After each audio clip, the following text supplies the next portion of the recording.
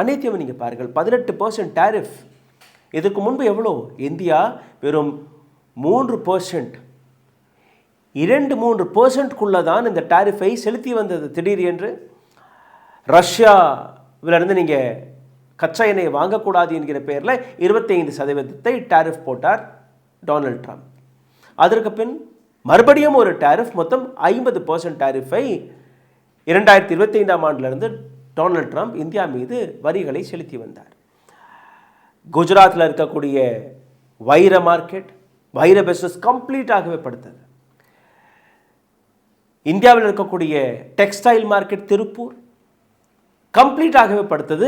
இந்த 2 ட்ரேட்ஸ்களை காப்பாற்றுவதற்காக இந்த டீல் நடந்ததா அல்ல இதற்கும் மேலே சதி இருக்கிறதா என்று நீங்கள் புரிந்து கொள்ள வேண்டும். 18% எதை இவர்கள் கொண்டாடுகிறார்களோ டெக்னிக்கலாக அது வெறும் 3% தான் இருந்தது.